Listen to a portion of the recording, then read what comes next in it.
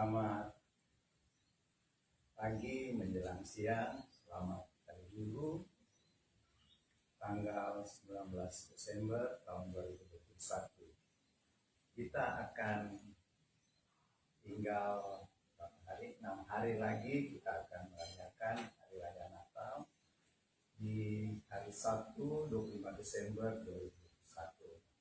Marilah kita siapkan hati kita, tubuh, jiwa, dan roh kita untuk beribadah pada hari Minggu 19 Desember 2021. Mari kita memuji Tuhan ya.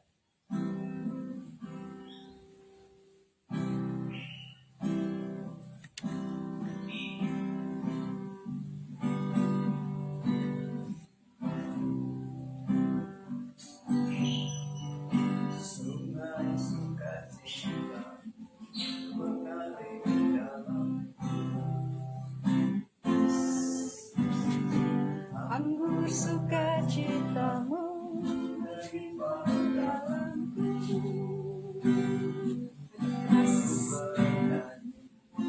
dan bersuka pujimu di setiap waktu, sebab sukacitamu ada dalam sungai sukacitamu mengalir dalamku. Oh yes. Anggur sukacitamu melimpah dalamku.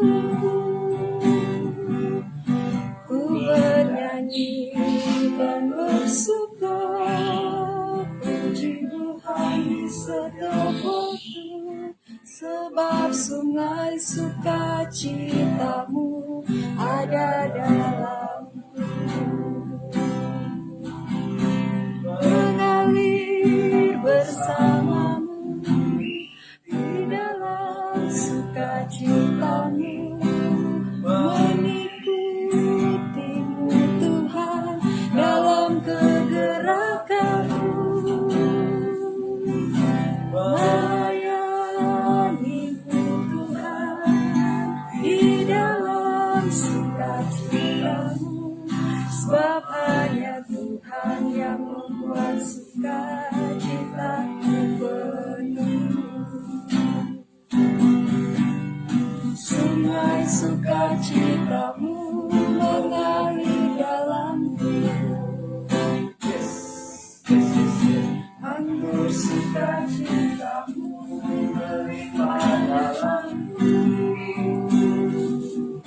Ku bernyanyi dan bersuka, puji Tuhan di setiap waktu, sebab sungai sukacitamu ada dalamku.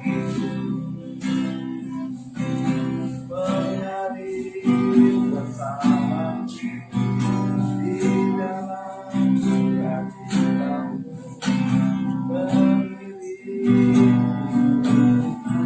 dalam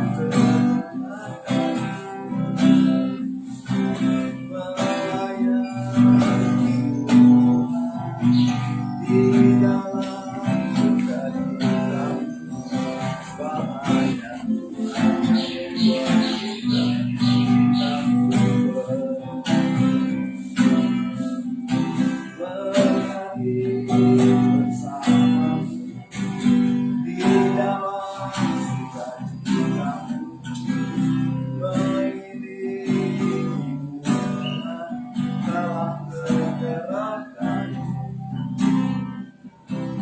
melayani di dalam sukacitamu, bahagia Tuhan yang membuat sukacitamu penuh.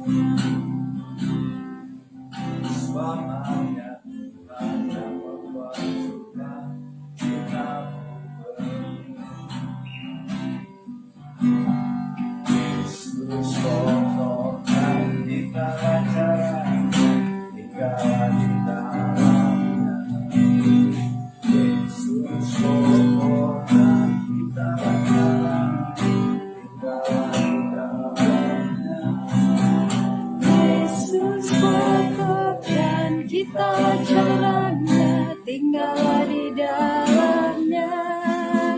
Pastilah kau akan berbuah.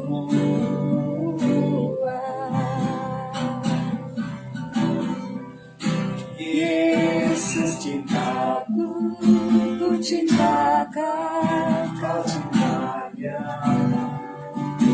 Yesus cintaku, ku cinta kau cinta Dia. Yesus pokoknya kita lancaran, tinggallah di dalamnya. Yesus pokoknya kita lancaran, tinggallah di dalamnya. Yesus pokoknya kita lancaran, tinggallah di dalamnya. Pastilah kau akan berbuah. Pastilah kau akan berbuah.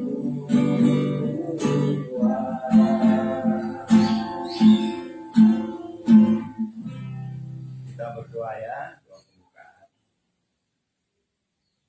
Bapa di dalam surga, kami bersyukur di siang hari ini, hari Minggu 19 Desember tahun 2021, karena Bapa di surga masih memberikan kami kesempatan untuk beribadah kepadamu. Di saat-saat tinggal 6 hari lagi, kami akan merayakan hari kelahiran Tuhan Yesus pada tanggal 25 Desember pada 2026 tahun yang lalu di kota Bethlehem di tanah Yudea, Israel.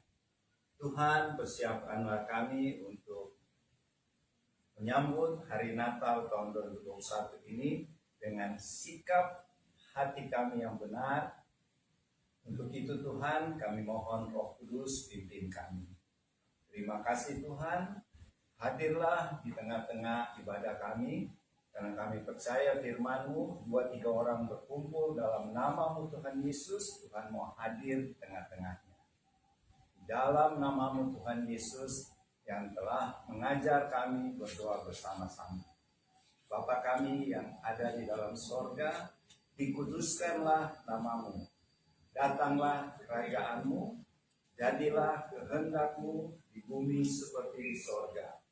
Berikanlah kami pada hari ini makanan kami yang secukupnya, dan ampunilah kami akan segala kesalahan kami, seperti kami juga mengampuni orang yang bersalah kepada kami.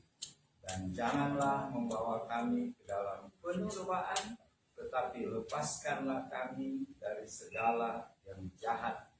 Karena Engkaulah yang mempunyai kerajaan dan kuasa dan kemuliaan sampai selama-lamanya. Haleluya, dalam nama Tuhan Yesus. Amin.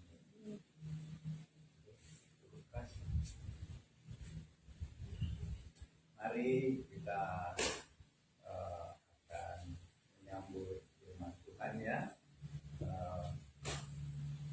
Kita akan menyanyikan dulu pujian sebelum kita pemberitaan firman Tuhan ya. Kita nyanyi kenangan Natal di dusun yang kecil.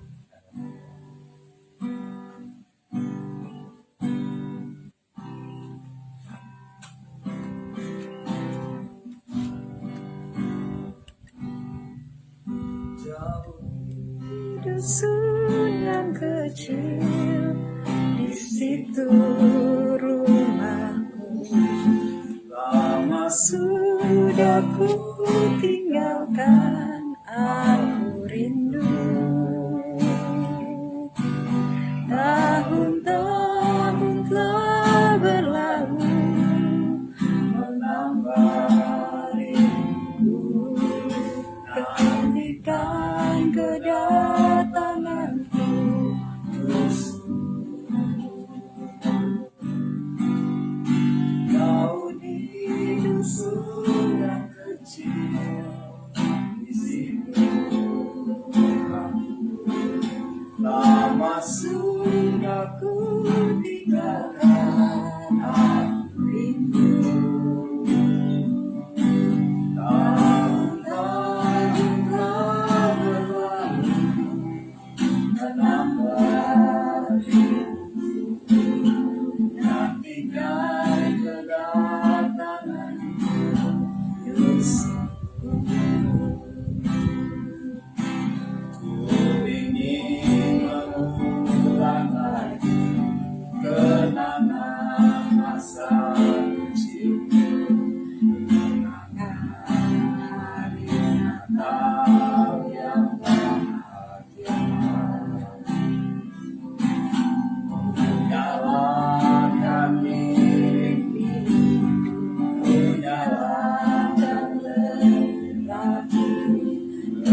kenangan Natal di dusun yang kecil,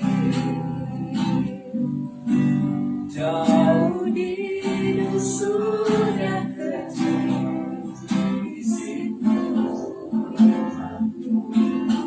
lama sudah ku tinggalkan, aku rindu.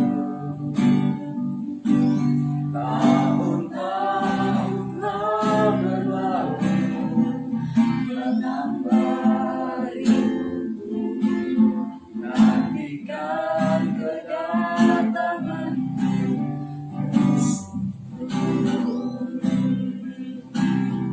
ku ingin mengulang lagi kenangan masa kecil, kenangan hari Natal yang bahagia,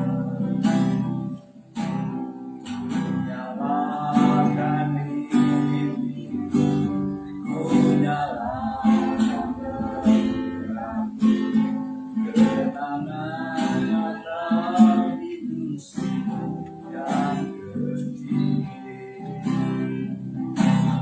kenangan Natal di dusun yang kecil.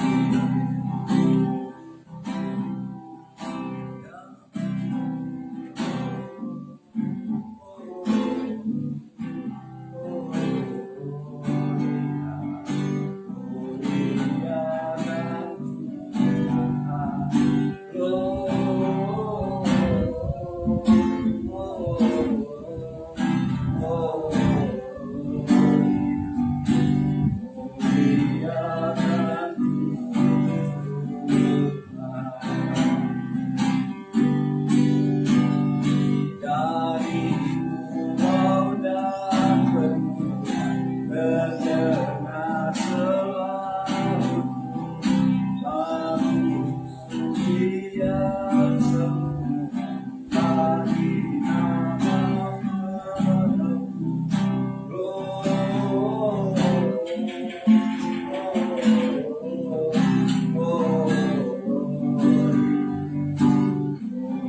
Muliakan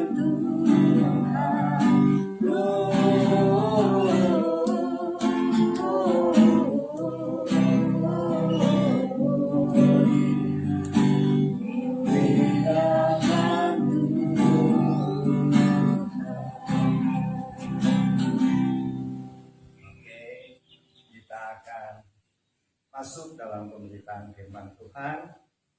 Dan sebelumnya mari kita berdoa minta pimpinan Roh Kudus. Kita berdoa ya. Ya Bapa di surga, terima kasih Tuhan, kami sudah bisa memuji-muji dan memuliakan nama-Mu, menyembah-Mu di dalam roh dan kebenaran. Dan kami percaya Tuhan Yesus sudah hadir di rumah kami masing-masing karena Engkaulah Allah omnipresence yang hadir di mana-mana tempat yang menunjukkan kemahakuasaan Tuhan. Dan saat ini kami akan masuk dalam pemberitaan firman Tuhan. Marilah Roh Kudus, pimpinlah mulut perkataan hamba-Mu ini supaya apa yang disampaikan benar-benar seturut dengan kehendak-Mu dan rencana-Mu Roh Kudus. Dan siapkanlah hati kami untuk menerima benih yang kekal yaitu firman Tuhan, supaya firman Tuhan yang ditaburkan akan bertumbuh kuat dan berakar dalam hidup kami yang menghasilkan buah-buah untuk kemuliaan bagi nama Tuhan Yesus. Firman-Lah ya Tuhan, kami bersedia untuk mendengarkannya. Di dalam nama Tuhan Yesus. Haleluya. Amin. Oke. Kita akan masuk dalam pemberitaan firman Tuhan.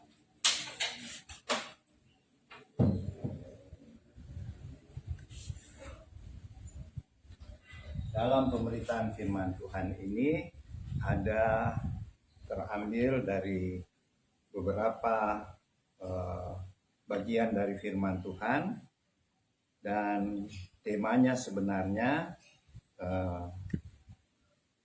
karena kita tinggal 6 hari lagi akan merayakan hari Natal, yaitu hari kelahiran Tuhan Yesus Kristus pada 2026 tahun yang lalu di kota Bethlehemnya, kota kecil di Bethlehem, yaitu di tanah Yudea, di tanah Israel. Ya, marilah kita sama-sama merenungkan firman Tuhan, di mana intinya Bapak, Ibu, Saudara-saudari, dan adik-adik yang dikasih Tuhan, bagaimana sebenarnya sikap hati kita dalam menyambut perayaan Natal yang tinggal 6 hari ini. Mungkin ada yang sudah siap-siap untuk mengadakan rencana satu acara di satu tempat, atau ada yang cuma melakukan peringatan hari Natal ini di rumah masing-masing, atau ada gereja-gereja juga yang sudah melakukan ibadah on-site. Jadi Bapak, Ibu, Saudara-saudari yang dikasih Tuhan, marilah kita belajar dari beberapa orang-orang yang tertulis di Alkitab, atau tokoh-tokoh yang ada di Alkitab, di mana mereka sedang menyambut hari kelahiran Tuhan Yesus, di mana kita bisa belajar daripadanya. Yang pertama saya ambil bagaimana sikap para gembala, ya. Jadi waktu kelahiran Tuhan Yesus di kota Bethlehem, di kandang binatang, di atas sebuah palungan itu tempat makanan hewan, ya. Jadi Tuhan kita Raja Shalom, raja di atas segala raja, dia lahir di satu kandang hewan, di tempat makanan hewan yang disebut palungan. Disitulah Bunda Maria melahirkan Tuhan dan Juru Selamat kita, Tuhan Yesus Kristus. Dan kalau melihat sejarah, kejadian itu pas terjadi pada hari raya Hanukkah, ya, di Israel waktu Tuhan Yesus lahir. Makanya di kandang binatang itu, kandang hewan itu masih ada obor-obor ditemukan yang dijadikan penerangan pada waktu itu karena belum ada listrik. Dan mari kita lihat bagaimana sikap para gembala. Kita tahu waktu itu di padang Efrata dekat kota Bethlehem ada gembala-gembala beberapa orang yang sedang menjaga ternaknya, yaitu kambing dan domba. Dan waktu menjaga kambing dan domba ini, tiba-tiba seorang malaikat muncul, yaitu malaikat yang membawakan pesan buat gembala-gembala. Luar biasa, ya. Berita pertama tentang hari Natal atau kelahiran Tuhan Yesus diterima oleh orang-orang yang dikatakan dari tingkat kalangan menengah ke bawah, yaitu para gembala. Jadi di sini terbukti bahwa memang Tuhan memperhatikan orang-orang di kalangan bawah pun Tuhan memperhatikannya. Jadi berita sukacita kelahiran Natal yang pertama diterima adalah gembala-gembala yang sedang menjaga kambing domba di padang Efrata, ya. Dan tempat gembala-gembala menjaga domba itu, kalau kita ke Israel sudah jadi gereja, ya. Gereja tempat gembala-gembala menjaga domba. Nah, jadi mari kita belajar apa sikap gembala-gembala waktu menerima berita kelahiran Tuhan Yesus dari seorang malaikat, ya. Pada waktu itu mereka ketakutan karena tiba-tiba langit menjadi terang, ya. Sudah, nanti Mama tidak dengar. Tadi saya akan cuplik banyak sekali, jadi tidak bisa satu. Saya tadi sudah sampaikan banyak bagian, jadi kalau dibaca lompat-lompat. Jadi kita lihat sekarang sikap pertama dari para gembala itu kita baca di Alkitab di Lukas 2 pada ayatnya, Lukas 2 pada ayat yang ke-20. Bagaimana sikap gembala-gembala waktu mereka menerima berita itu? Pertama mereka ketakutan, ya, karena melihat terang yang besar. terang yang menyilaukan dan seorang malaikat muncul, tapi malaikat bilang, jangan takut.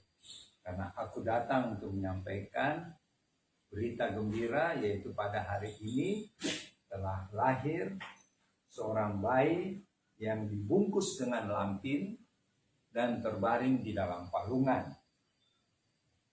Dan dia lahir, bayi ini lahir yang disebut juru selamat, yaitu Mesias ya. Mesias itu adalah juru selamat di kota Daud.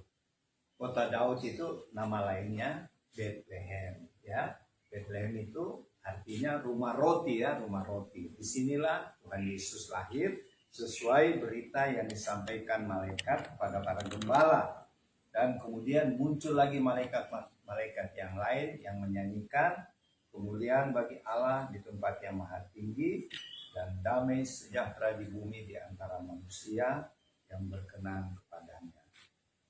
Nah, setelah malaikat-malaikat itu mendengar berita dari bukan malaikat ya, para gembala mendengarkan berita dari malaikat itu, mereka langsung apa yang mereka buat? Mereka langsung bereaksi dan mereka pergi ke kota Bethlehem. Mereka mencari dan melihat seorang bayi yang lahir di satu kandang binatang di atas palungan, yang terbaring di palungan seperti yang dikatakan oleh malaikat. Jadi kita lihat sikap yang pertama yaitu sikap para gembala ya. Sikap para gembala ketika mereka mendengar kelahiran Tuhan Yesus atau hari Natal, mereka bersuka cita. Dan selain mereka bergembira, mereka langsung pergi melihat. Tidak tunggu, oh besok ini sudah tengah malam, jadi besok saja deh. Kan yang penting nanti kita lihat. Kita belajar dari para gembala, mereka spontan. Langsung bereaksi ketika mendengar firman Tuhan, mendengar berita malaikat tentang kelahiran Tuhan Yesus, mereka segera pergi melihat. Dan mereka ketemu memang Yusuf, Maria, dan waktu itu bayi Tuhan Yesus di atas palungan di suatu kandang hewan. Kalau kandang hewan di Israel adalah berbentuk goa. Jadi tidak seperti kalau ada sandiwara Natal atau tonil, biasa dibikin bubuk-bubuk ya. Bentuk yang sebenarnya bukan begitu. Bentuk yang sebenarnya sebuah goa, karena di dalam goa itu adalah bentuk kandang untuk hewan-hewan di Israel. Dan di atas palungan di tempat makanan atau minuman hewan itu, Tuhan Yesus ditaruh oleh Bunda Maria ya. Diletakkan, jadi bukan di atas tempat tidur atau di box ke zaman sekarang, ditaruh di tempat tidur. Terus kalau tempat bayi sekarang ada yang disebut box. Tuhan Yesus, Tuhan kita yang maha kaya, yang punya alam semesta ini, dia hanya ditaruh di atas palungan, tempat makan minumnya lembu, kambing, dan domba di kandang binatang itu. Jadi sangat menyedihkan ya, tetapi itulah Tuhan kita. Dia rela merendahkan dirinya dan lahir di kandang binatang. Jadi yang pertama kita belajar dari firman Tuhan tadi, sikap para gembala, yaitu mereka menerima berita Natal dengan penuh sukacita dan langsung berespons pergi melihat di mana bayi itu lahir. Dan setelah mereka bertemu dengan Tuhan Yesus yang rupa bayi dan ayah ibunya Yusuf dan Maria, mereka menyampaikan sama Yusuf dan Maria apa yang disampaikan oleh malaikat tadi. Dan selanjutnya setelah mereka bertemu dan mereka sukacita, mereka pulang kembali ke ternaknya di padang Efrata, yaitu kambing domba yang tempat mereka jaga tadi. Dan mereka pulang dengan sukacita dan mereka menyampaikan berita gembira ini kepada siapa saja yang mereka ketemukan. Ya, pada orang-orang di Bethlehem mereka sampaikan, tadi kami pergi di satu kandang binatang, goa, di situ kami temukan juru selamat yang baru lahir, Mesias yang baru lahir, yang seperti disampaikan oleh malaikat. Nah, kita belajar sini yang pertama sikap para gembala ya. Yang kedua, sikap sesuai urutannya orang-orang Majus. Itu kita bisa baca di Matius 2 ayat 1 dan 2. Nah, ini karena lompat-lompat ayatnya ya. Matius 2 ayat 1 dan 2. Di situ dikatakan, sesudah Tuhan Yesus dilahirkan di Bethlehem di tanah Yudea pada zaman Raja Herodes, datanglah orang-orang Majus dari timur ke Yerusalem dan bertanya-tanya, di manakah dia raja orang Yahudi yang baru dilahirkan itu? Kami telah melihat bintangnya di timur dan kami datang untuk menyembah dia. Kemudian selanjutnya kita tahu orang Majus ini perjalanannya yang begitu jauh. Sekarang letaknya orang Majus itu di negara Iran ya. Nah, disitulah asalnya 3 orang Majus. Tapi sebenarnya ada 4 ya. Tapi nanti kita bahas di lain waktu tentang orang-orang Majus ini. Kita lihat dulu apa sikap mereka. Sikap mereka begitu mereka tahu Tuhan Yesus lahir atau berita Natal melalui bintang yang mereka lihat, mereka langsung jalan. Mereka langsung pergi mencari raja yang baru lahir itu atau berita Natal yang mereka terima yang Tuhan sampaikan lewat bintang ya. Dan kemudian mereka mengikuti bintang itu, mereka singgah di istana Herodes bertanya, dan di sini kita lihat Herodes tidak tahu sampai orang-orang Majus bertanya, di manakah raja yang baru lahir? Karena kami lihat bintangnya, dia lahir di area ini, di tanah Yudea. Herodes tidak tahu, jadi Herodes panggil ahli-ahli Taurat, para imam. Karena imam dan ahli Taurat ini pasti tahu, karena mereka ahli Alkitab ya. Dan ternyata benar. Para imam ini setelah melihat kitab-kitab Nabi, mereka temukan di kitab Nabi Mika pasal 5 ayat 1 yang kita tahu bunyinya demikian ya. Hai Bethlehem, engkaulah yang terkecil, tetapi daripadamu akan lahir seorang raja. Itu Tuhan Yesus. Jadi imam-imam ini ketika ditanya Raja Herodes, mereka menyampaikan bahwa raja yang baru lahir itu kalau menurut Nabi Mika di Bethlehem. Nah, selanjutnya Raja Herodes katakan kepada para orang Majus, pergilah cari bayi yang baru lahir itu, raja itu, dan setelah ketemu lapor kepada saya ya. Nah, tetapi kita tahu kemudian setelah orang Majus berangkat dengan mengikuti bintang yang kita sebut bintang di timur ya. Bintang timur itu yang menuntun orang Majus sampai tiba bukan di atas kandang ya. Kalau kita baca di ini banyak orang keliru ya. Di Matius pasal 2 ayat 10 saya bacakan ya. Ketika orang-orang Majus melihat bintang itu, sangat bersukacitalah mereka. Dan ketika bintang itu berhenti di atas sebuah rumah, maka masuklah mereka ke dalam rumah itu. Jadi bukan di kandang ya. Dan ia melihat anak itu bersama Maria ibunya, lalu mereka sujud menyembah Tuhan. Mereka pun membuka tempat harta bendanya dan mempersembahkan persembahan kepada Tuhan Yesus, yaitu emas, kemenyan, dan mur. Jadi ada 3 macam ya, emas, kemenyan, dan mur. Dan setelah diperingatkan dalam mimpi, jadi setelah mereka ketemu Tuhan Yesus, orang-orang Majus, mereka mempersembahkan persembahan yang paling berharga, yaitu emas, kemenyan, dan mur. Ya. Kemudian waktu mereka tidur karena kelelahan, datang malaikat. Malaikat berpesan, jangan kembali kepada Herodes. Kamu pakai jalan lain saja. Jadi orang-orang Majus ini tidak kembali ke Raja Herodes, tetapi mereka pulang kembali ke Iran lewat jalan lain.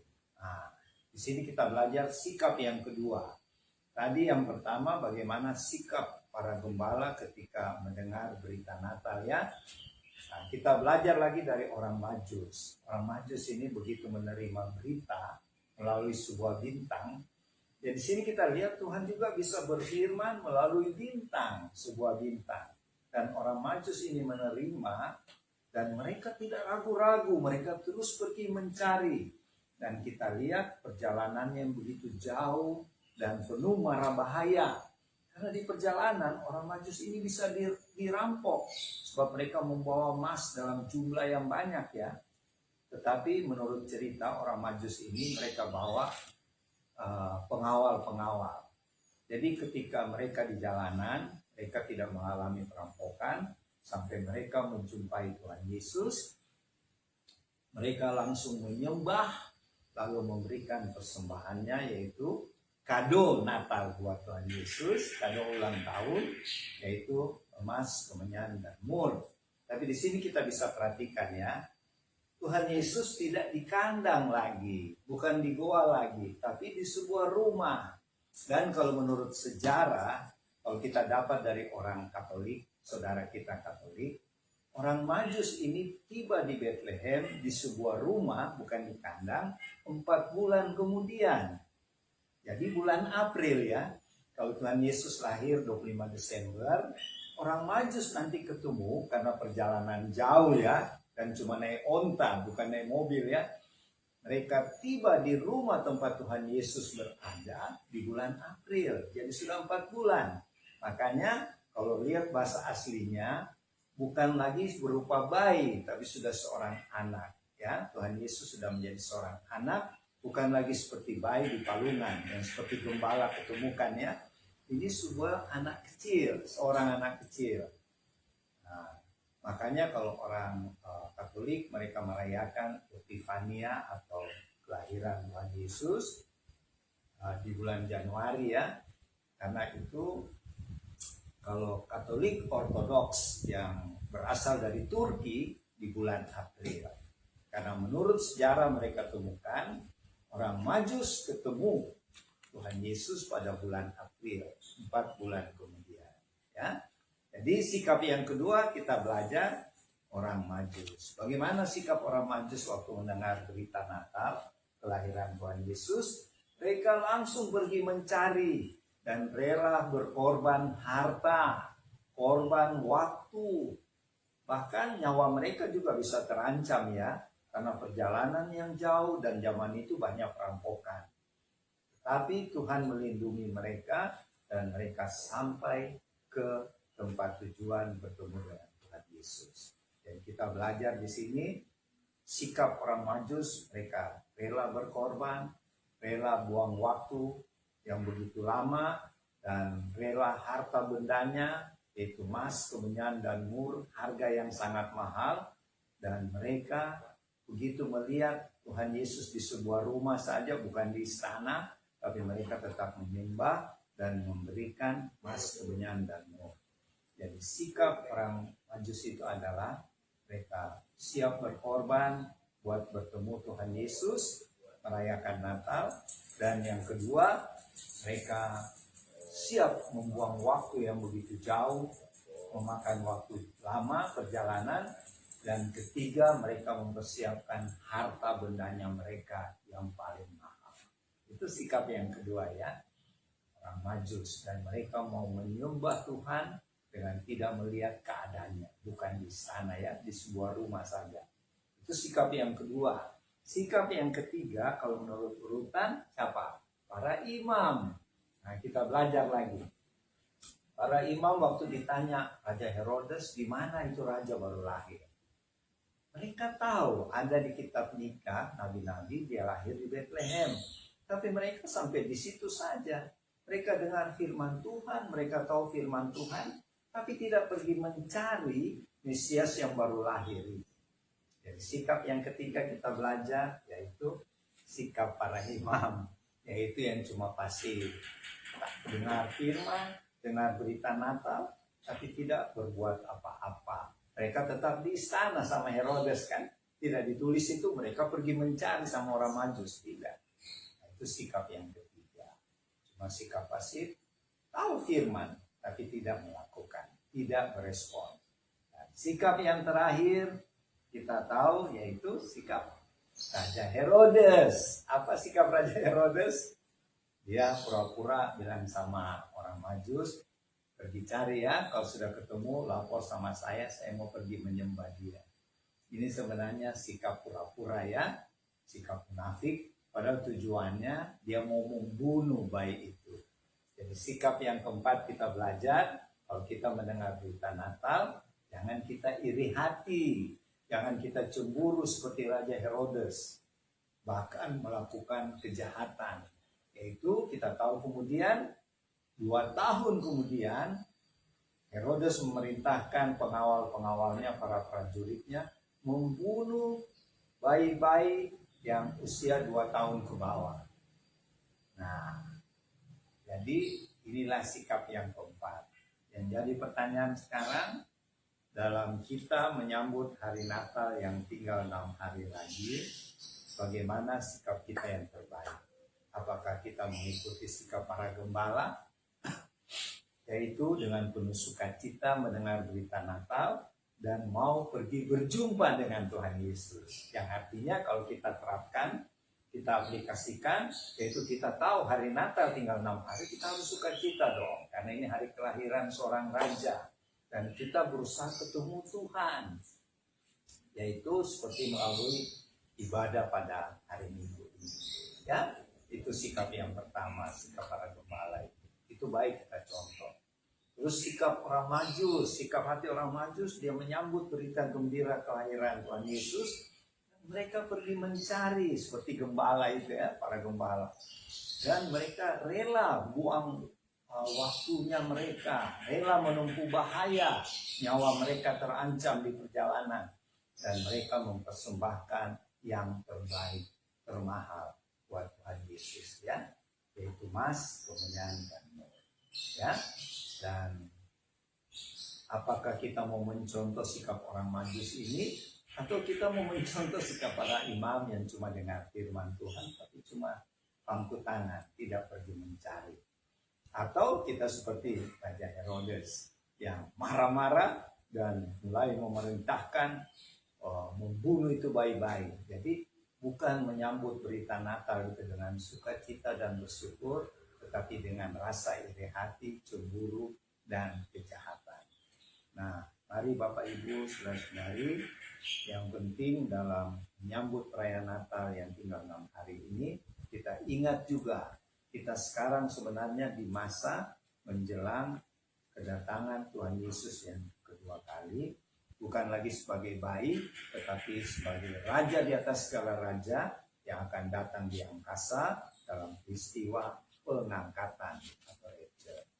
Marilah kita siapkan sikap hati kita yang benar ketika hari Natal dan terlebih menyambut kedatangan Tuhan Yesus yang kedua kali. Demikianlah firman pada hari ini.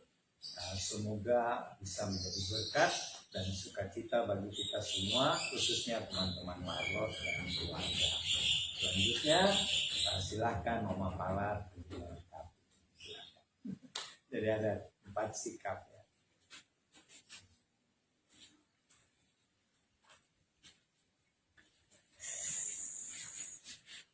Selamat siang teman-teman Bapak Ibu di rumah, yang hari ini kita bertemu lagi menyongsong Natal yang sudah dekat, memperingati kedatangan Tuhan dalam rencananya terhadap kehidupan manusia yang Dia ciptakan. Tadi kita sudah dengar mengenai pembacaan menyongsong Natal, apa sejarahnya, bagaimana sikap manusia terhadap kedatangan Tuhan.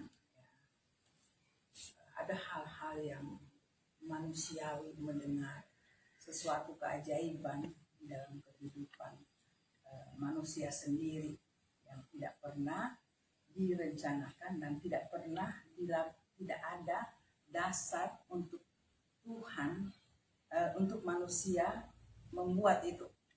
Itulah satu keajaiban, itulah supernatural. Sekarang saya coba melihat dari sudut pandang tadi manusia meresponi terhadap Tuhan, ya, karya Tuhan yang Tuhan membawa di dalam kehidupan manusia. Kita coba melihat bagaimana karya Tuhan yang Tuhan punya rencana terhadap manusia. Ya, bagaimana Tuhan menunjukkan, menyatakan dirinya terhadap rencananya di dalam kehidupan manusia. Tuhan pertama kali datang terhadap gembala. Kita semua tahu, mulai dari cerita anak-anak sampai kita lihat dari sudut pandang manusia, respon yang tadi kita lihat terhadap apa karya Tuhan, apa berita. Kita melihat dulu, saya coba renungkan dari sudut bagaimana sejarah Tuhan menciptakan manusia sampai kepada perjanjian lama dan seterusnya sampai hari ini. Kita melihat itu semua ada di dalam Tuhan membuat rencananya itu sangat indah, dan kita tinggal membacanya, dan kita harus merenungkan bagaimana karya Tuhan sampai pada titik yang Dia punya rencana terhadap karyanya bagi manusia. Dari perjanjian lama Tuhan, saya mau menyatakan bagaimana Tuhan merencanakan kehidupan, rencananya bagi kehidupan manusia. Dalam perjanjian lama, kalau Tuhan menyatakan rencananya Dia pasti memilih seorang nabi ataupun imam yang kita baca, terutama nabi. Ada sesuatu yang Dia utus, ya, manusia yang Dia utus. Saya tidak panjang lebar di situ, saya hanya menyatakan perbedaan. Sekarang Tuhan mau nyatakan bagaimana Dia mau membawa dirinya, menyatakan rencananya bagi manusia pada akhirnya seperti yang kita baca. Dia tidak lagi menyatakan dirinya, pesannya, beritanya, atau apa yang Dia buat seperti di perjanjian lama. Dia mengirim utusan nabinya. Tapi sekarang Tuhan menyatakan dirinya dengan caranya melalui menunjukkan pada manusia dengan caranya semua manusia harus tahu saya. Dia nyatakan dirinya pertama dalam kelahirannya. Dia datang sendiri.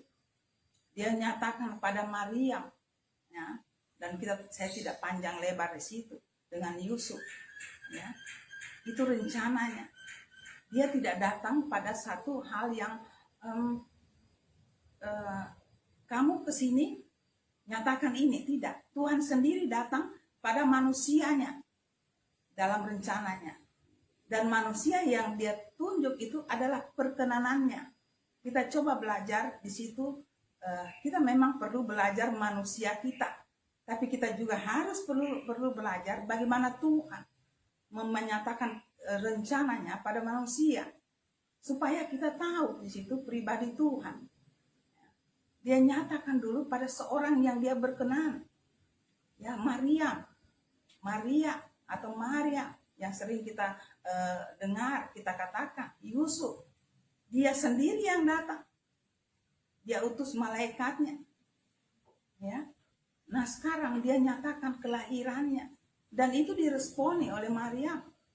Itulah supernaturalnya, ya.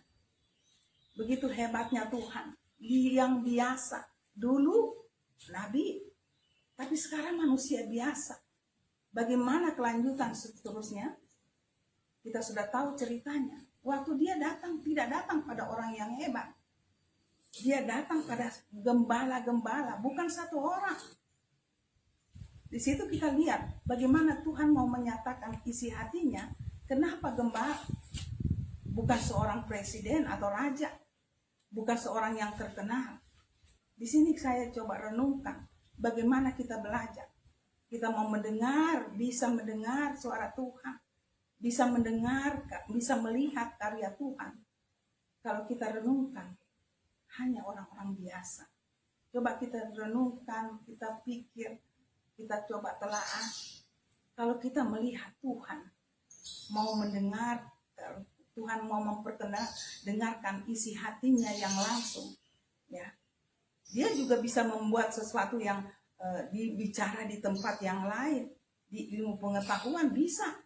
Tapi Dia mau menyatakan dulu kedatangan aku tidak di hal yang besar, Aku nyatakan diriku di hal yang kecil, yang menurut manusia itu biasa. Coba kita belajar di situ, ya, hati Tuhan. Kita juga melihat hati Tuhan itu bisa langsung di orang yang biasa, tidak neko-neko, ya, hidup biasa tapi damai sejahtera. Ya, bagaimana mereka melihat kehidupan dunia ini? Mereka mengembalakan domba, ya. Tidak mencari sesuatu yang bagaimana kehidupan ini, apa yang itu nanti ada. Itu kalau untuk saya itu adalah orang Majus. Ya, bagaimana juga dia datang kepada Herodes dengan melalui berita. Inilah manusia-manusia yang tadi dikatakan responnya. Tapi manusia dan yang bagaimana yang Tuhan mau menyatakan dirinya, yang langsung respon, yang manusia yang kita lihat hanya biasa, tidak diperhitungkan oleh manusia lain. Di situ lebih banyak kita bisa melihat respon manusia lebih daripada apa yang mereka duga. Ya. Beberapa orang gembala, apakah sikap hati kita juga seperti gembala? Itu yang mau dilihat hatinya, bukan gembalanya. Kesederhanaan mereka, ya, hidup dengan bersyukur. Apa yang Tuhan mau taruh di situ, mereka bersyukur, dan Tuhan nyatakan pertama melalui mereka. Nah, sikap hati kita terhadap kehidupan kita seperti gembala, ya, bukan berarti Tuhan batasi hanya orang-orang yang pada saat ini, tapi bagaimana sikap hati yang biasanya kalau Tuhan berbicara, paling banyak cepat responnya adalah hati gembala. Kesederhanaan. Ya. Kalau orang Majus datang menyatakan, Tuhan menyatakan melalui kehidupan ilmu pengetahuan mereka. Bukan berarti tidak ada hati gembala di situ, tapi Tuhan datang sesuai dengan apa yang manusia pegang, yaitu ilmu pengetahuan. Karena pengetahuan juga Tuhan punya, Tuhan yang berikan.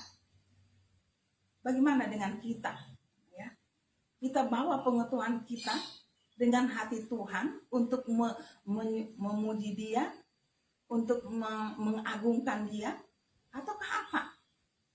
Banyak hal yang kita ketemukan di dalam kita punya sarjana, tapi banyak juga kita harus akui, oh itu dari aku yang hebat, aku sekolah tinggi.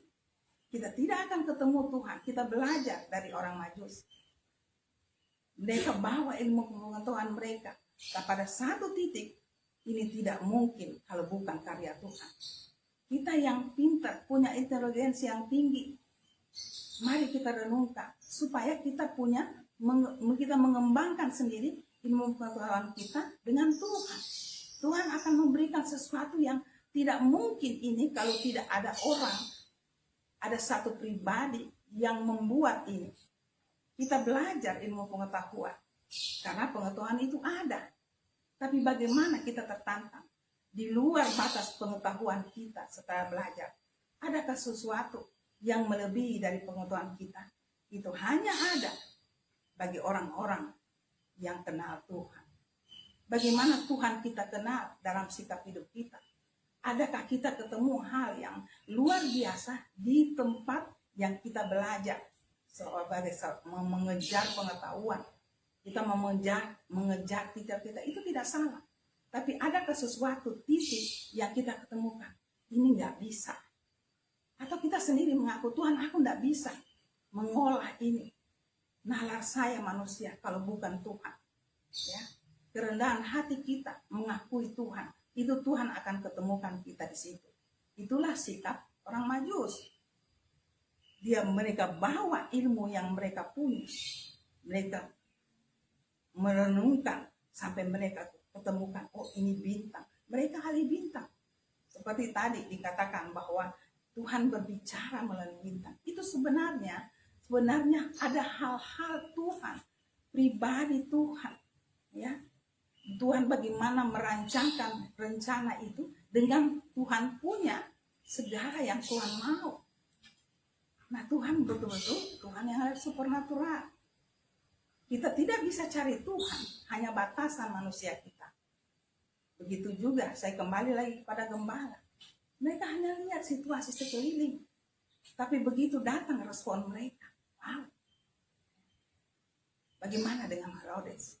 Kalau itu manusia yang sudah tercemar. Hanya kedudukan, hanya kekayaan. Melihat sesuatu, hanya melihat dari sudut pandang. Aku punya. Jangan sampai mereka ambil aku punya kedudukan. Jangan sampai mereka ambil kekayaan. Nah, di sini ada 3 manusia. Semua Tuhan mau menyatakan dirinya. Kita melihat dari sudut pandang Tuhan. Tuhan tidak memilih siapa-siapa, tapi Tuhan menyatakan yang seperti tadi, bagaimana respon kita. Kita melihat pribadi Tuhan. Dia tidak menghitung siapa kau, siapa kamu. Aku tidak mau memanggil kamu, aku tidak memperlihatkan segala yang aku punya. Hanya orang tertentu, tidak. Tuh, dari sudut segi manusia, Tuhan datang. Tinggal kita meresponinya. Responnya kita melihat itu dari sudut pandang Tuhan. Wow, Tuhan. Tuhan tidak bilang sama gembala, kau cari-cari dulu, tidak.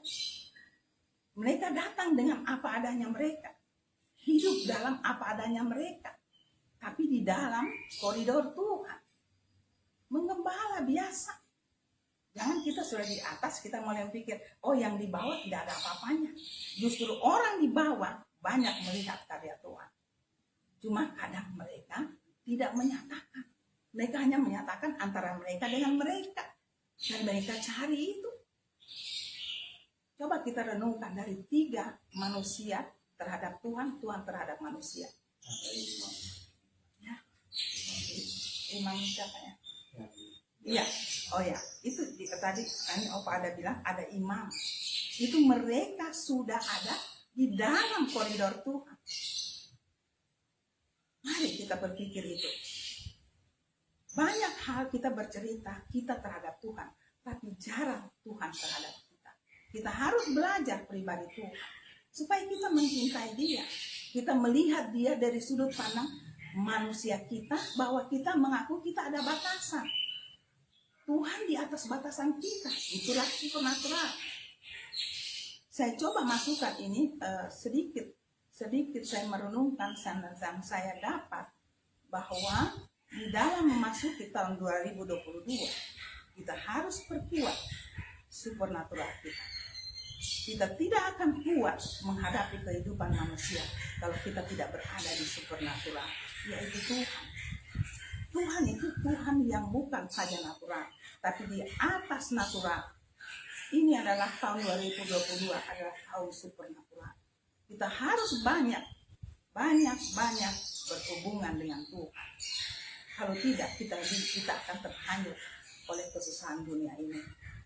Jadi 4 bagaimana manusia kita menyambut Tuhan.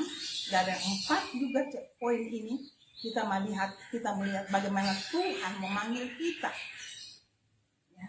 Tuhan tidak, saya ulangi, Tuhan tidak melihat kita bagaimana dulu kita baru Dia panggil, tidak. Tapi karena kita adalah ciptaannya, Dia tahu. Aku yang membentuk orang ini. Aku yang membentuk kelompok ini. Ya. Jadi Tuhan melihat itu dengan matanya Dia. Dia tidak melihat manusianya. Dia hanya melihat ini cocok untuk saya panggil. Yang khusus. Tuhan panggil untuk zaman sekarang. Zaman kemurahan Tuhan. Semua manusia Tuhan tidak bilang saya pilih si A, si B, tidak. Tuhan sama katakan, aku pilih kamu, jadikan seluruh bangsa murid. Sekarang Tuhan tidak bilang gembala, hanya orang yang sederhana, hanya orang yang berpengetahuan, hanya seorang raja, presiden yang tingkat tinggi, ya, hanya seorang imam atau pendeta, tidak. Maukah kita menerima pekerjaan rumah yang Tuhan berikan? Jadikanlah seluruh bangsa muridku. Hati kita adalah hati Tuhan. Hati gembala, hati orang Majus, atau hati Herodes, atau hati imam. tergantung dari kita meresponi apa yang Tuhan panggil. Hati itu yang perlu. Saya sekarang berbicara hati. Melihat Tuhan, melihat kita dengan hatinya. Ya, mata hatinya. Jadi itulah selalu kita katakan, hati Tuhan. Apakah kita mau taruh hati Tuhan di dalam hidup kita? Saya coba membalikan itu dari sudut pandang Tuhan. Luar biasa Tuhan. Dia tidak pilih siapapun. Cuma kita mau atau tidak. Kita menolak atau tidak. Dan Tuhan tidak bilang tiba-tiba. Pasti dia sudah berbicara. Ya. Dia tunjukkan dirinya melalui hati kita. Hati kita dulu terhadap meresponinya, baru Tuhan di situ berbicara. Gembala melihat, wow, sesuatu yang bukan, enggak pernah begini. Ya, itu Roh Kudus yang berbicara. Kamu jalan. Itu juga di orang Majus. Itu juga ada di Herodes. Tapi Herodes dicemari oleh keadaan dunia ini. Begitu juga dengan imam. Ya, mereka tahu semua. Jadi kalau kita katakan tiba-tiba datang, tidak mungkin. Untuk saya tidak mungkin. Banyak hal Tuhan berbicara. Cuma kita tidak peka. Jadi mulai tahun ini kita memasuki. Mari kita masuk secara supernatural. Cari Tuhan. Tidak supernatural sebenarnya tidak usah dicari. Kita hubungan dengan dia, kedekatan kita dengan dia, itulah supernatural. Jangan menjadikan sesuatu ritual. Oh, kalau aku tidak sembahyang, Tuhan tidak kasih saya.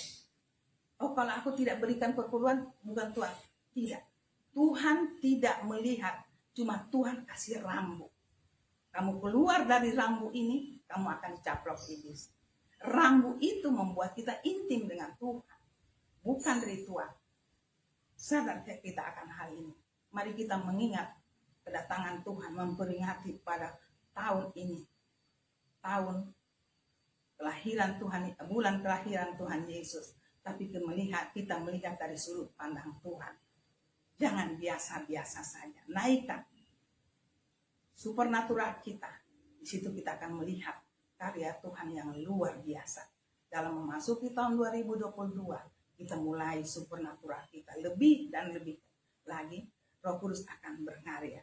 Asal kita mau. Tuhan memberkati. Hanya ini saja.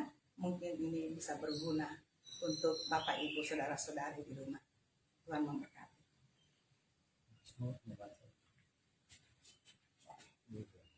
Yefi, Mas.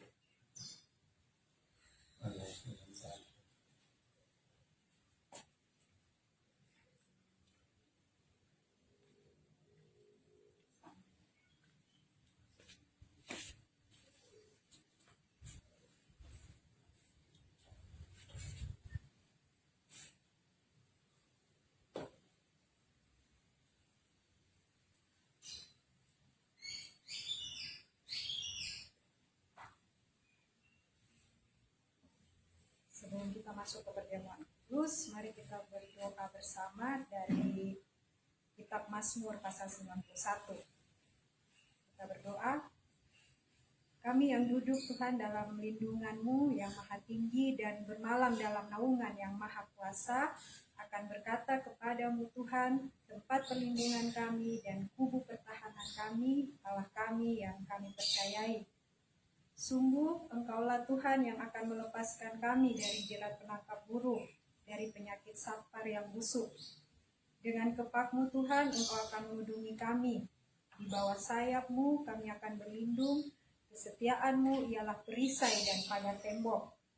Kami tak usah takut terhadap kedahsyatan malam, terhadap panah yang terbang di waktu siang, terhadap penyakit sampar yang berjalan di dalam gelap, terhadap penyakit menular yang mengamuk di waktu petang. Walau 1.000 orang rebah di sisi kami dan 10.000 di sebelah kanan kami, tetapi itu tidak akan menimpa kami. Kami hanya menontonnya dengan mata kami sendiri dan melihat pembalasan terhadap orang-orang fasik. Sebab Tuhan ialah tempat perlindungan kami, yang maha tinggi telah kami buat tempat perteduhan kami. Malapetaka tidak akan menimpa kami, dan tulah tidak akan mendekat kepada rumah atau tempat kediaman kami. Sebab malaikat-malaikatmu Tuhan akan Engkau perintahkan kepada kami untuk menjaga kami di segala jalan kami. Mereka akan menatang kami di atas tangannya, supaya kaki kami jangan terangkut kepada batu. Singa dan ular tedung akan kami langkahi. Kami akan menginjak anak singa dan ular naga. Sungguh hati kami melekat kepadamu Tuhan, maka Engkau akan meluputkannya. Engkau akan membentengi kami sebab kami mengenal nama-Mu. Bila kami berseru kepadamu Tuhan, Engkau akan menjawab. Engkau akan menyertai kami dalam kesesakan. Engkau akan meluputkannya dan memuliakan kami. Dengan panjang umur akan Engkau kenyangkan kami dan akan Engkau perlihatkan kepada kami keselamatan yang daripadamu. Amin.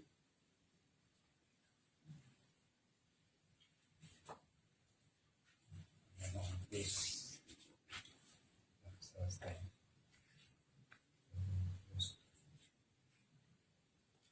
Kita masuk dalam perjamuan kudus dan kita berdoa dulu ya. Mari kita berdoa. Terima kasih Tuhan buat firman-Mu yang sudah diberitakan tadi. Jadikanlah kami Roh Kudus pelaku-pelaku firman-Mu, sehingga dalam perayaan Natal tahun 2021 ini kami punya sikap hati yang benar, yang seturut dengan kehendak Tuhan. Sekarang kami mau melakukan perjamuan kudus. Kami menerima tubuh dan darah di dalam nama Tuhan Yesus. Amin.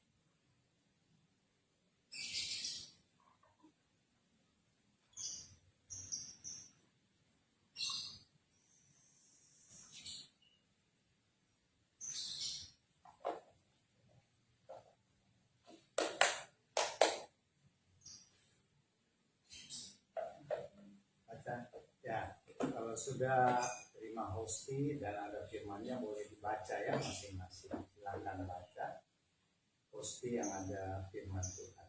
Yang tidak ada nggak apa-apa ya. Saya punya Mazmur 119 ayat 148. Aku bangun mendahului waktu jaya malam untuk merenungkan janji-Mu.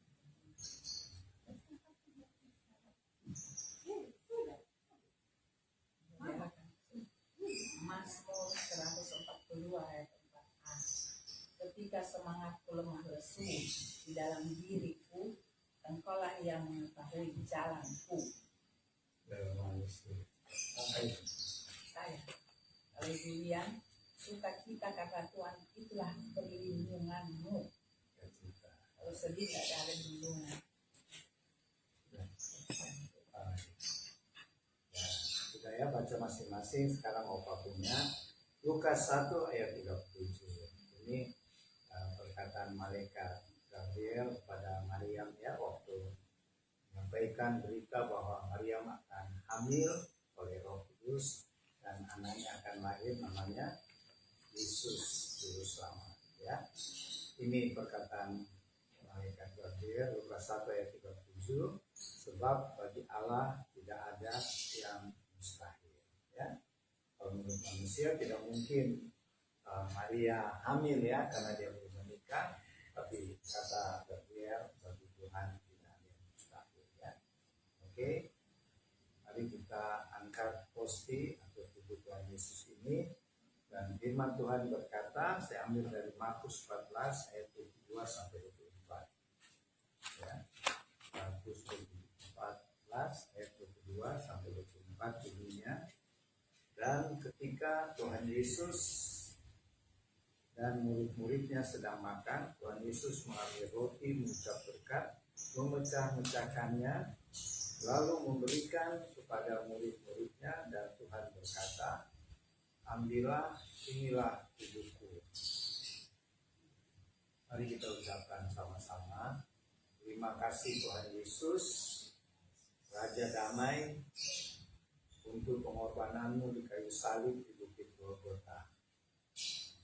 Oleh pengorbananmu Tuhan, kami menerima anugerah keselamatan, hidup yang kekal, dan juga tubuh jasmani kami yang sehat dan kuat, tidak ada sakit penyakit, dan jiwa kami dipenuhi damai sejahtera Tuhan.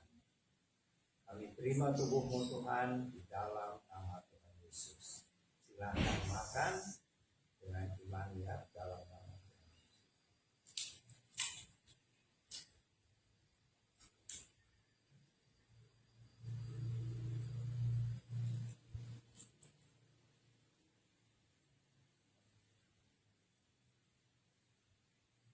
Terima kasih Tuhan Yesus.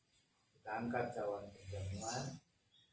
Dan firman Tuhan berkata, sesudah itu Tuhan Yesus mengambil cawan, mengucap syukur, lalu memberikannya kepada murid-muridnya, dan mereka semuanya minum dari cawan itu. Dan Tuhan berkata kepada murid-muridnya, inilah darahku, darah perjanjian yang ditumpahkan bagi banyak orang. Mari kita responi firman Tuhan ini. Terima kasih Tuhan Yesus buat darahmu yang sudah tercurah di kayu salib Bukit Golgota. Darahmu yang kudus sudah memeteraikan kami dan keluarga kami menjadi warga kerajaan surga dan menjadi duta-duta kerajaan Kristus untuk memberitakan Injil kerajaan-Mu dan memenangkan jiwa-jiwa sampai saat Tuhan Yesus datang kedua kali. Kami terima darah-Mu Tuhan di dalam nama Tuhan Yesus. Silakan minum dengan imannya.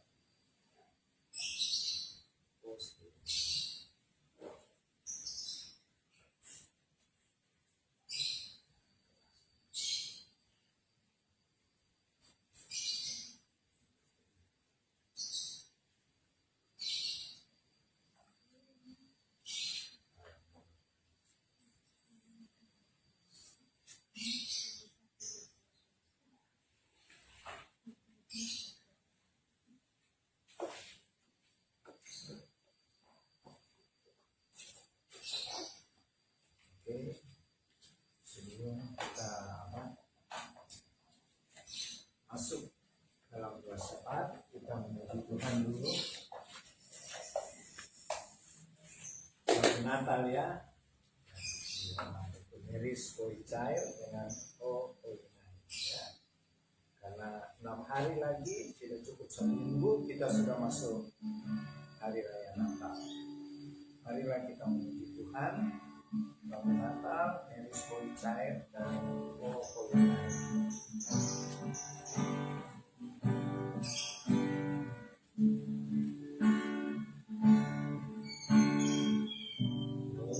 time ago in Bethlehem, so the Holy Bible says,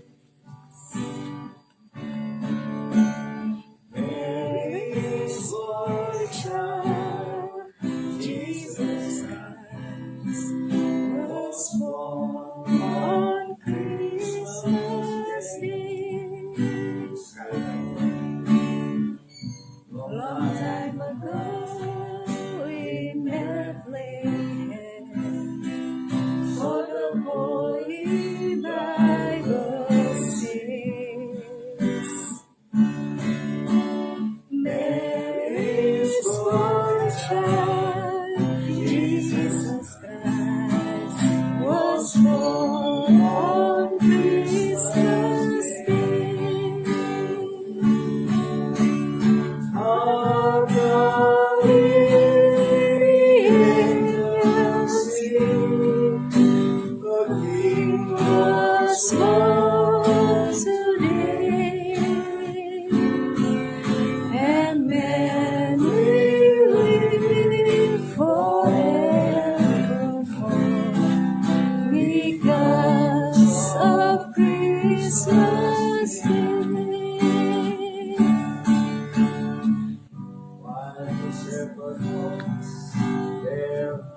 stars right now.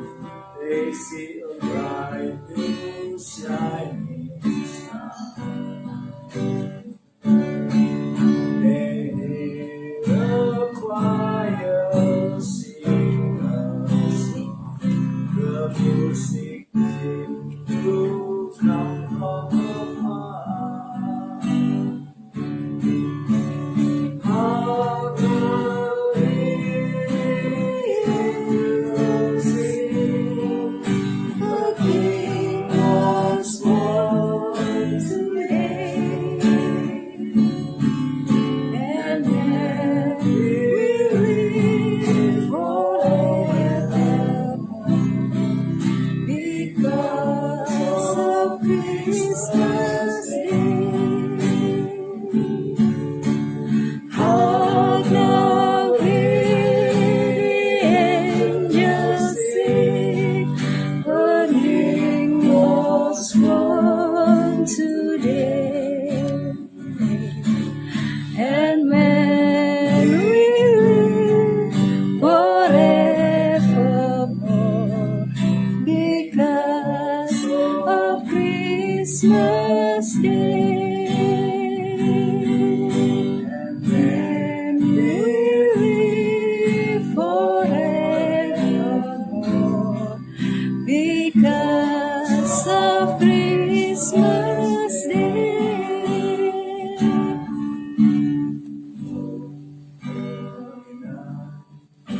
The stars are brightly shining. It is the night of our dear Savior's birth. Long lay the world in sin and error pining, till He appeared and the snow fell this morning. A thrill of hope, the weary world rejoices of yonder place, a new and glorious morn. Fall on your knees, oh, hear the angel voices, oh, love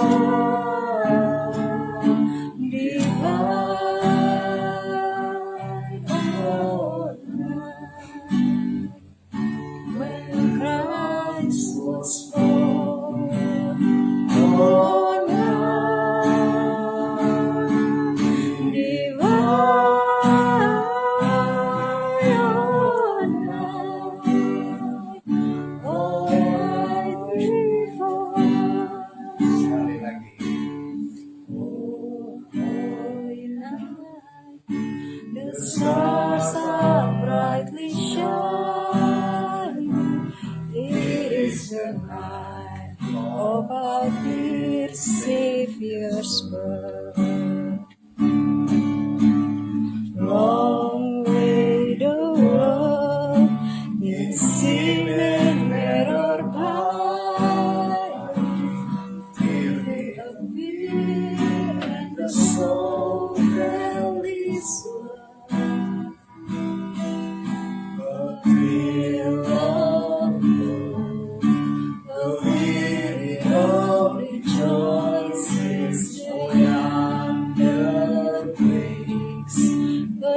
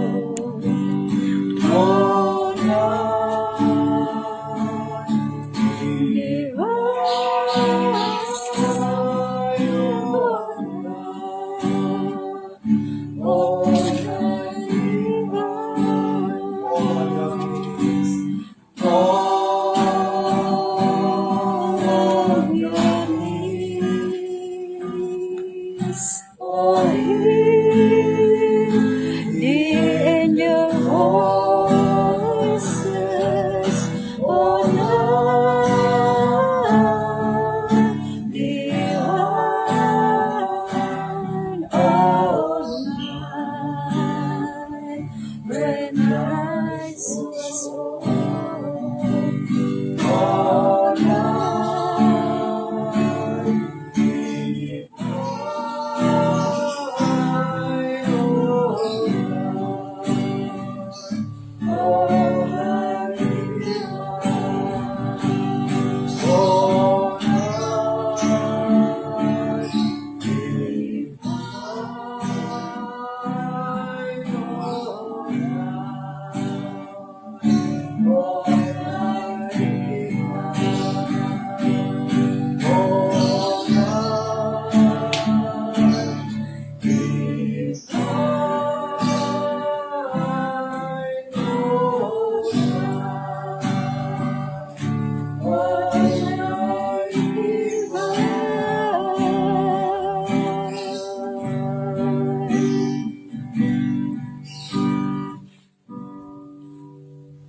Mari kita berdoa. Terima kasih Tuhan Yesus untuk kami bisa memuji dan menyembah-Mu di hari Minggu 19 Desember 2021, di mana tinggal 6 hari lagi kami akan merayakan bersama seluruh umat-Mu di seluruh muka bumi ini, di seluruh bangsa, suku-suku bangsa, untuk dengan sukacita merayakan hari kelahiran Tuhan Yesus Kristus di Bethlehem pada 25 Desember 2026 tahun yang lalu. Terima kasih Tuhan untuk kemurahan Tuhan, untuk waktu dan kesempatan untuk kami bisa lagi merayakan hari Natal di tahun ini. Siapkanlah kami Tuhan, terutama sikap hati kami, supaya seperti para gembala, orang-orang Majus yang dengan penuh sukacita menyambut hari Natal ini dan memberitakan kepada orang lain, dan juga dengan rendah hati mempersembahkan apa yang terbaik seperti orang Majus, yaitu emas, kemenyan, dan mur, dan yang terbaik dari kami adalah tubuh, jiwa, dan roh kami persembahkan bagi Tuhan Yesus. Terima kasih Tuhan. Berkatilah Bapak Ibu, saudara-saudari, adik-adik yang sedang mengikuti ibadah dan perjamuan kudus, keluarga Warot Ministry pada siang hari ini. Berkatilah Bapak Ibu di dalam pekerjaan bisnis yang sedang mereka jalani di minggu yang baru menjelang hari Natal ini, agar bisnis dan pekerjaan mereka terus omsetnya bertambah-tambah, hasilnya meningkat, dan tidak ada yang mustahil bagi Tuhan. Dan begitu juga buat saudara-saudari kami, adik-adik, bahkan anak cucu kami yang sedang menempuh pendidikan, kiranya Tuhan memberikan mereka keberhasilan. Mungkin mereka sedang studi online atau ada juga yang sudah tatap muka. Tuhan tolong anak cucu kami, saudara-saudari kami ini, agar mereka sukses dalam studi dan meraih cita-cita. Terima kasih Tuhan. Kami berdoa buat saudara-saudara kami yang mungkin dalam kesusahan atau dalam kesedihan. Kami teringat saudara sepupu kami, Bro Jack Lumenon almarhum, yang Tuhan telah panggil kemarin sore pada hari Sabtu tanggal 18 Desember 2021 pulang ke rumah Bapa yang kekal pada usia yang ke-99 tahun. Tinggal berapa hari lagi, yaitu pada tanggal 26 Desember, jadi seminggu lagi sebenarnya almarhum berumur 100 tahun. Tetapi Tuhan pasti memilih yang terbaik. Meskipun ia 99 tahun, dia sudah dipanggil ke rumah Bapa yang kekal. Terima kasih Tuhan. Berkatilah Ria Lumenon sekeluarga, juga Dr. Budi sekeluarga, dan segenap keluarga besar Lumenon Lonteng yang berduka saat ini.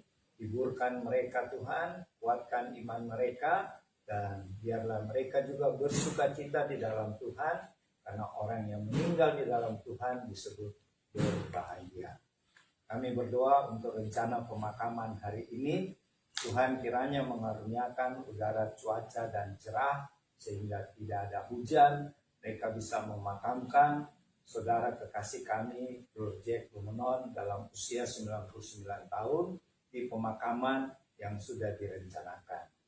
Dari awal, pertengahan, sampai selesai, baik ibadah pelepasan jenazah di rumah di Jakarta maupun di tempat pemakaman, Tuhan kiranya pimpin dari awal sampai selesai. Terima kasih Tuhan. Kami berdoa juga buat Bapak Ibu, saudara-saudari yang mengalami sakit penyakit, mungkin karena COVID-19 atau penyakit-penyakit lain. Di dalam nama Tuhan Yesus kami lepaskan kesembuhan, oleh biru-biru Tuhan Yesus terjadi kesembuhan. Yang ada dalam permasalahan, baik itu permasalahan keluarga, permasalahan bisnis, pekerjaan, masalah keuangan, datanglah kepada Tuhan. Dan kami percaya Tuhan Yesus akan memberikan jalan keluar dan menolong Bapak Ibu saudara-saudari. Terima kasih Tuhan.